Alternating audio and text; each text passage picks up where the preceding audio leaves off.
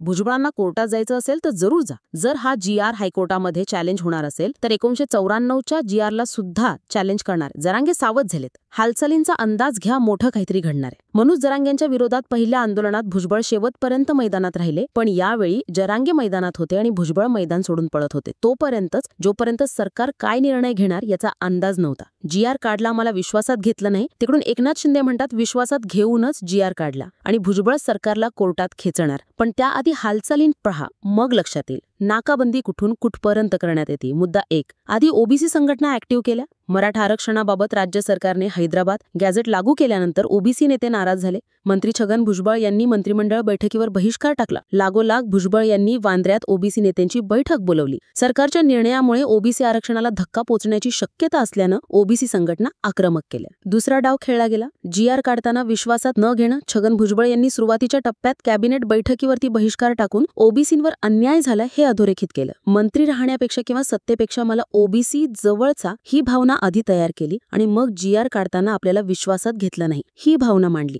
त्यावर सरकारला स्पष्टीकरण देणं गरजेचं होतं आणि म्हणूनच एकनाथ शिंदे पुढे येऊन जी.आर. संबंधी माहिती भुजबळांना होती हे स्पष्टीकरण दिलं. तिथे भुजबळ बॅकफुटला आले. तिसरा टर्निंग पॉइंट, सरकारला कोर्टात खेचण्याची भाषा. राज्य सरकारने जारी केलेल्या हैदराबाद गॅझेटरच्या जी.आर. विरोधात छगन भुजबळ आक्रमक झाले. ते सरकारला कोर्टात खेचण्याच्या तयारीत आहेत. 2 दिवसात मुंबई हायकोर्टात ते याचिका देखील दाखल करणार आहेत. गेल्या 4 दिवसांपासून छगन भुजबळ यांची विविध वकिलांसोबत चर्चा सुरू आहे. न्यायालयात याचिका दाखल करण्यासाठी ओबीसी समाजाकडून कागदपत्रांची जुळवणी सुरू होती. ही कागदपत्रे जमा झाल्यानंतर आता छगन भुजबळ हे न्यायालयात मराठा आरक्षणाच्या नव्या शासन आदेशाविरोधात दाद मागणार आहेत. येत्या 2 दिवसांमध्ये छगन भुजबळ हे हायकोर्टात याचिका दाखल करतील अशी माहिती मिळते. आता कोर्टात जाण्याच्या हालचाली लक्षात घेता जरांगे सावध झालेत. तिथून काय काय सूत्र हल्ली आहेत ती पण पाहूयात. 1, मराठा आरक्षणाच्या जी.आर. बाबत कॅवेट दाखल. मनोज जरांगे यांचे समर्थक गंगाधर काळकोटे यांच्याकडून सर्वोच्च न्यायालय आणि उच्च न्यायालयात मराठा आरक्षणाच्या जी.आर. बाबत कॅवेट दाखल करण्यात आले. 5 पानांचं हे कॅवेट आहे. मराठा समाजाची बाजू ऐकून घेतल्याशिवाय मराठा आरक्षणाबाबतचा कोणताही जी.आर. रद्द करू नये असं या कॅवेटमध्ये म्हटलंय.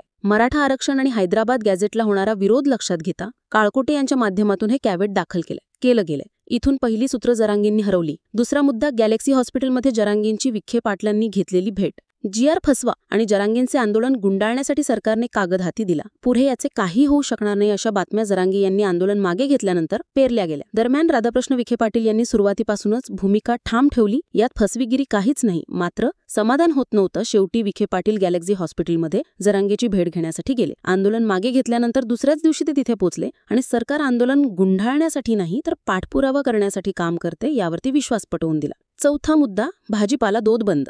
एकंदरीत जर विचार केला तर ही धमकी नाहीये. 2 महिन्यात जर हैदराबाद गॅझेटरनुसार प्रमाणपत्र मिळाले नाही, जर आम्हाला आरक्षण दिले नाही तर आम्ही मुंबईकरांचा भाजीपाला दूध बंद करू अशी धमकी मनोज जरांगे यांनी दिली. तसेच हे बंद झाले की मुंबईकर काय वाळू खाणार असा सवाल केल्याशिवाय आता उपोषण करणार नाही, रस्त्यावर उतरणार असल्याचा इशारा सुद्धा मनोज जरांगे यांनी दिलाय. पुढचा मुद्दा, फसवेगिरी असेल तर सुधारित जी.आर. देण्याची अट. या निर्णयामुळे मराठवाड्यासह संपूर्ण महाराष्ट्रातील मराठा समाजाला आरक्षणाचा फायदा होणार आहे. या जी.आर.मध्ये काही त्रुटी आढळल्यास सरकारला सुधारित जी.आर. काढावा लागेल असं आम्ही आधीच मान्य करून घेतल्याचं त्यांनी सांगितलंय. मी खचणार नाही. काही चूक झाली तर आणखी लढा द्यायला तयार आहे. शिवाय आंदोलन विखे पाटील यांच्या घरासमोर होईल हे सुद्धा आधी स्पष्ट केलं होतं. हैदराबाद गॅझेटर प्रमाणे प्रमाणपत्र द्यायला सुरू करा. मनुष्यबळ द्या, अन्यथा नाईलाज असतो. वेगळा निर्णय घ्यावा लागेल. नेत्यांना आम्ही फिरू देणार नाही असा इशारा मनोज जरांगे यांनी दिलाय. सरकारच्या चुकांमुळे आम्हाला अडचण येऊ नये. विजय आणि पराजय पचवता आला पाहिजे. यासाठी आम्हाला आणखी मोठा आनंद आम्ही व्यक्त करू. काही